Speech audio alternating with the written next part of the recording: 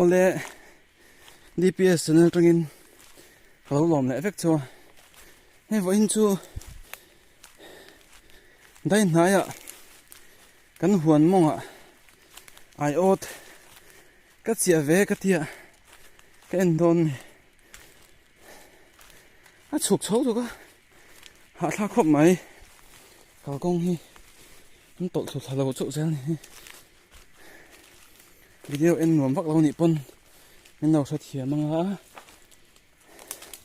tin ke ma chun ka dia a zong zong kha aron na thei khar lo mai theya min nau sa thiam don ni a chuk lu to kha nal bok si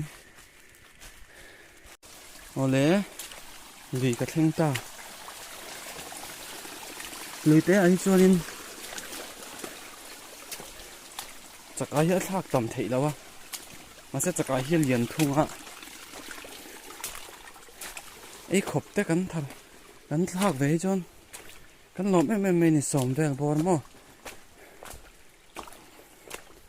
nai boka mani ke en khan tui lian na to ka rong ko var pe lo tui ta kan ni loite tui lian chu no om ta kan so sur bur bur lai khan ya chung te pe chon en lo to rin ning te ase ai ot ka ngai to sia kan en sha ma som ni vel ta nên hay là nghe một anh đòn thì tuy đầu tiên tội khóc mày ốt xóm về các chị tâm là vâng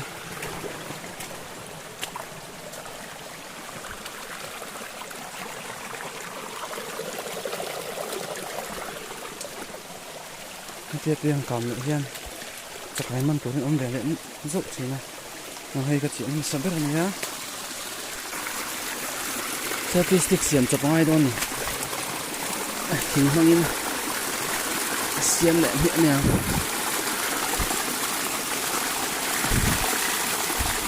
các bạn chụp hết mình ra tập dáng mà ô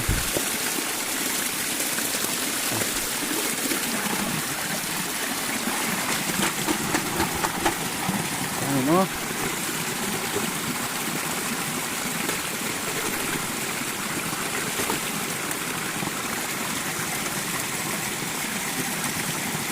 con cò đồ sợi sợi này tiêu này ngon nó sợi đó ăn của mẹ ăn hạt kia nó ngon thật những gì cũng khóc này thế mấy à con tay cái thầu này ha đây đây ăn chĩa lên nữa ý là khui cái tara hay là khui cái tara là khui tara hi à thắc khóc mày à tara tụ mà sẽ số phong na chân chim như lâu ni oi nó chỉ về nghe tara tụ cái này nó chín về mà tiểu ăn chĩa rồi vả ăn cá lẹng lùi té sòng hi về thắc chút chơi đâu nè nãy vài bọc xiêm không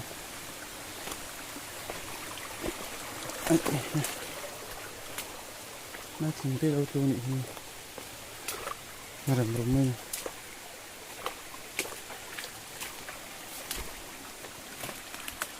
ngay hía và hiện nó có chuyện nào nhé cái lẳng khô này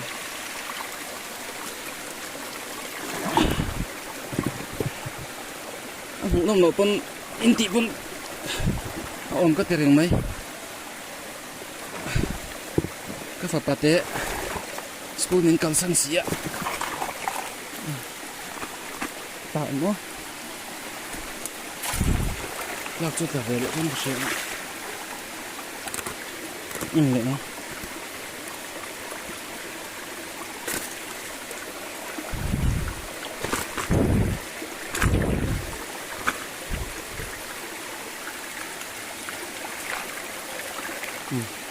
hết thế hết cả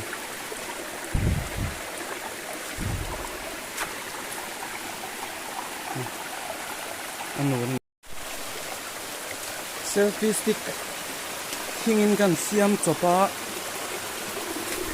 anh chụp tự của mấy thế này đấy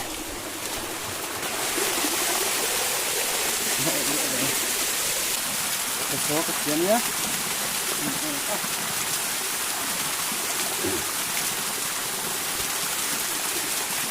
tiếng mình bạn học thường chứ đi khi nào nó một hơn tiếng mà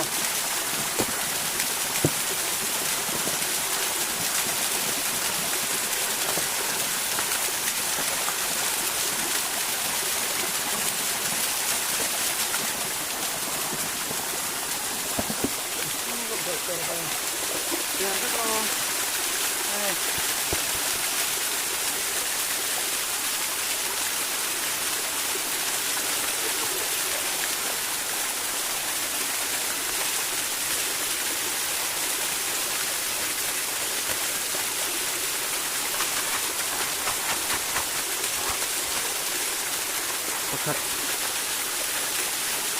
Tahit Pakai nggak? Pakat Tangan gue itu kan Có điện đằng sau thì có đi tắm cho cơ Nó chỉ nó không mấy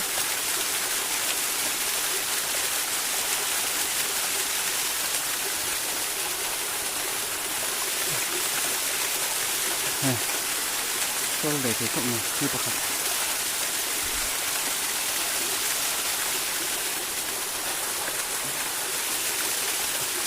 Cái pakat chứ Có chuột đồ mấy chứ thao chia mà hỏi ót là chứ tuy thâu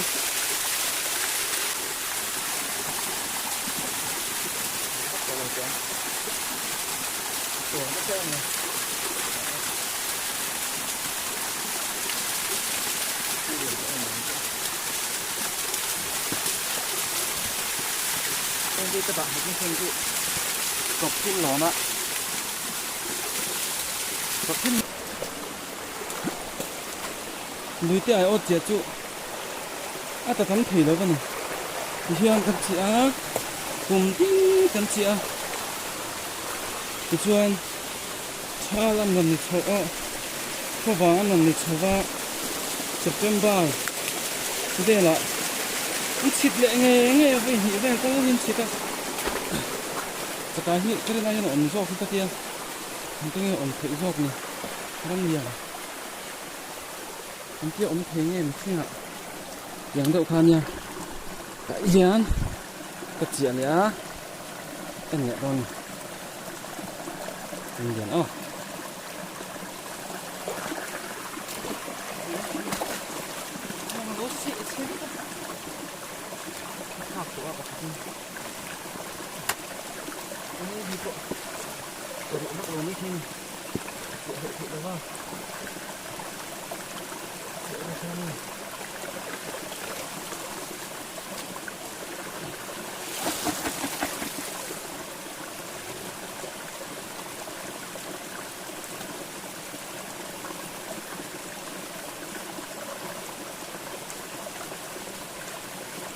Yên này tết tết phải hết rồi.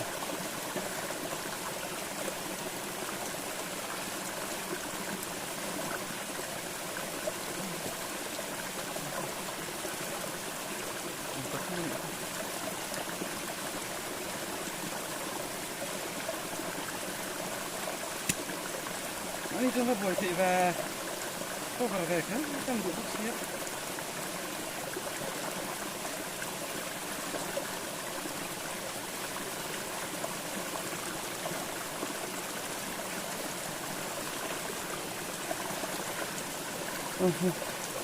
Khó các vùng lai các thực sự đấy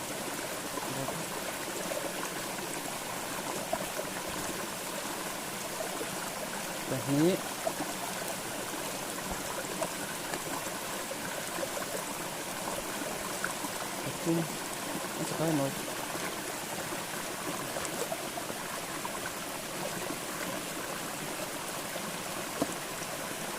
ô tạ chuồn mà mùng bông bông vui cơ hello này chúng ta là thắt thật là rất là nó được vui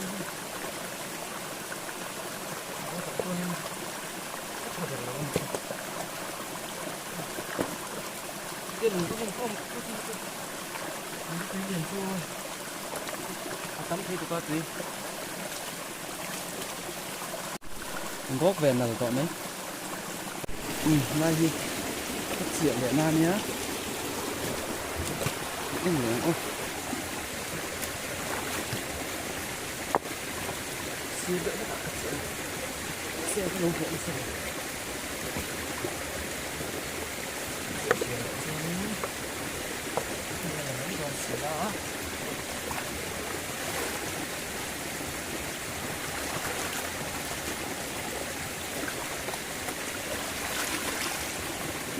Turun đâu mình nè.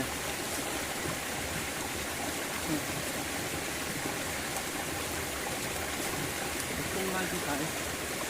Ok. Có nhìn đầu thì đây. Nó sẽ khó con cái đấy.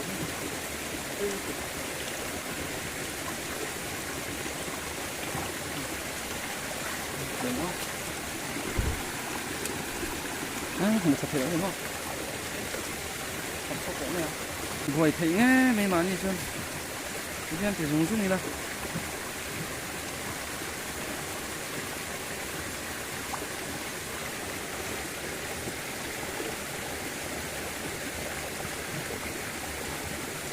Này nhá, phát. Thằng nhỉ? Một sốc đó nó.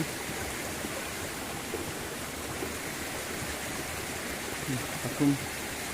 Nữa.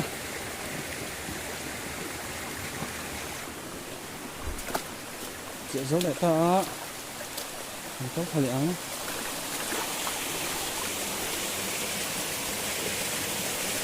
Này cho nên là đi. Tại ngay nó ấm đầu khắp anh. Ớt cái mình vào rùm đấy ra.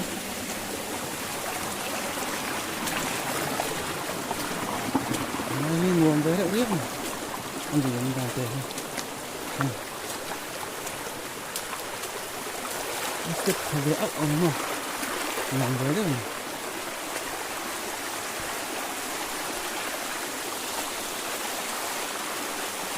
Hiện nó bốc bộ đứng nó vậy. Cả buổi bốc xe. Nó xuất thêm mấy tự. Vì thế này xem mình dám làm sỏi chi thì xíu đó.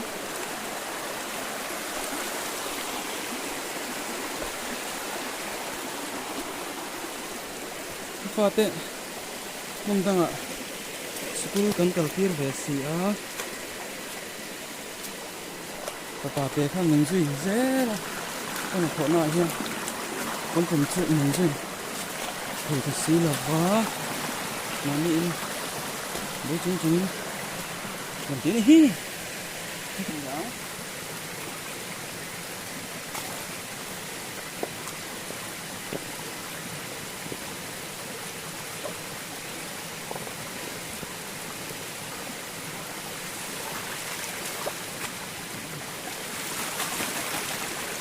Hello mình nè.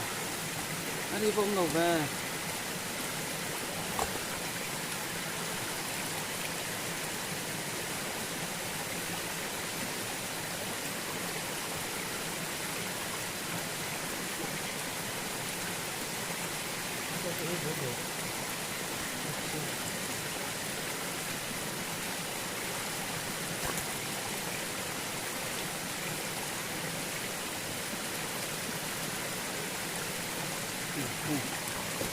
Hiện tại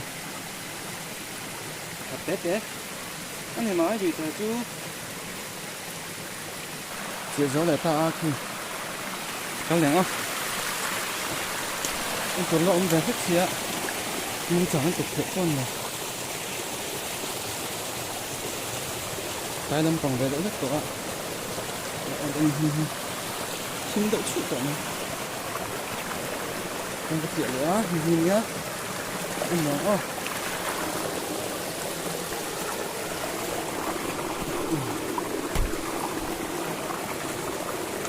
selfie stick xem có cất vào đấy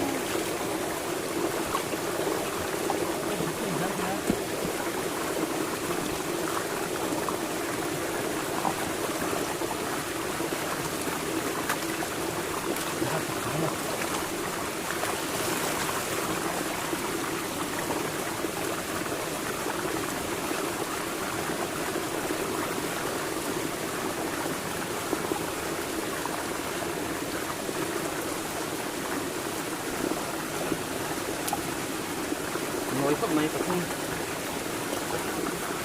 chưa miệng rất ăn một cái đó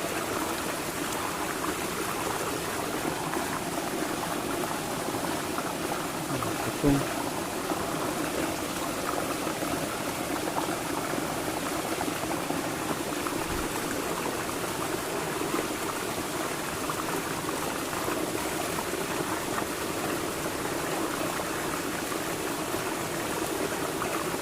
tapi di sini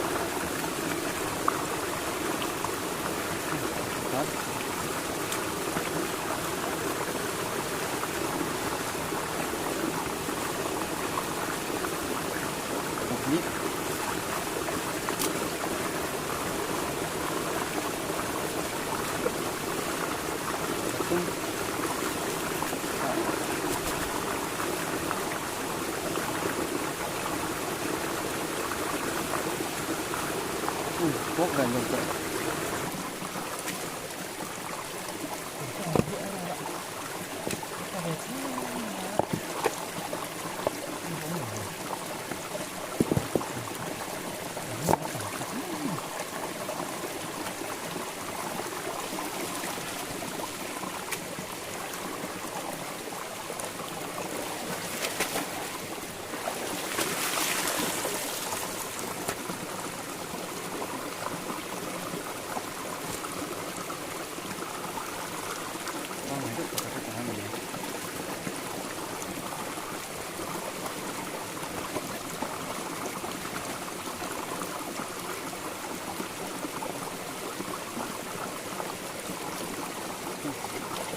Ini cá ni mai pakhat tu zong chun le ta e chiat le a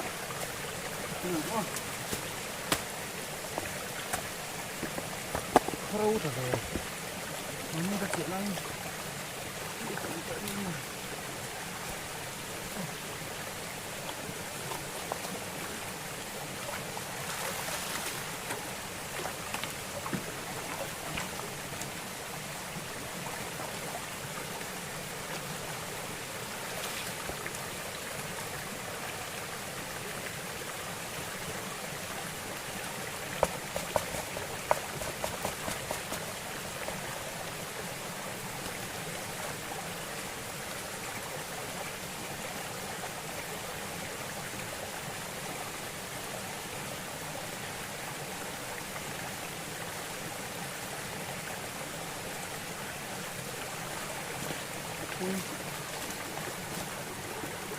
thế đó à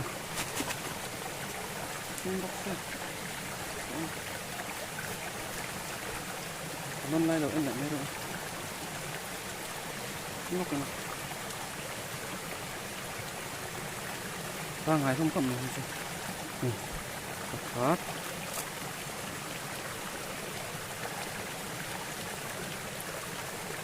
แบบนี้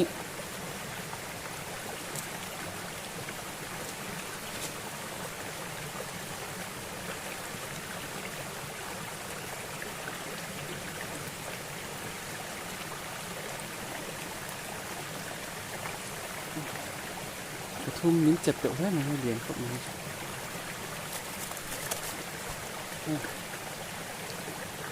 ดีช่วยจะเวซ่านตอนเวซ่านอะไร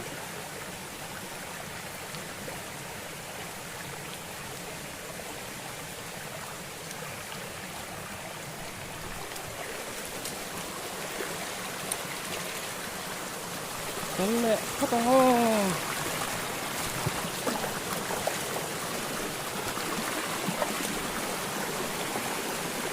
ngay tôi cả bữa kiểu chưa này nó sẽ cắt diễn lắm chuyện lâu này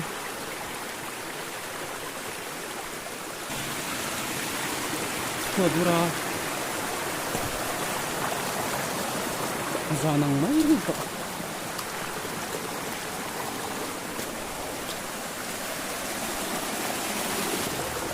mình mọn này mình mọn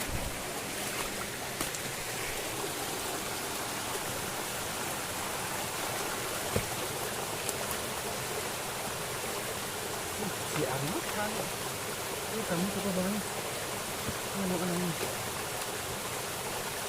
Hari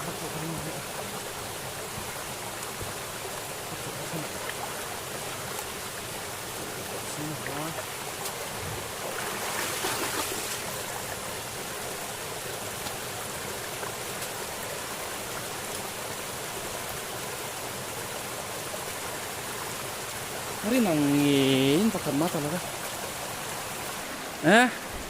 Rasul tat mai. Ini nak kiam mai tu. Oh, kabak suka kau var thei tat lo. Mulai nak kena in huna. Ini in sak le don ni kan nau tilang le don ni. Oh. Có tùy giống cô nhỉ. Sống nhị chuồng là lách chú nhỉ. Sống nhị chuồng là cần nhỉ.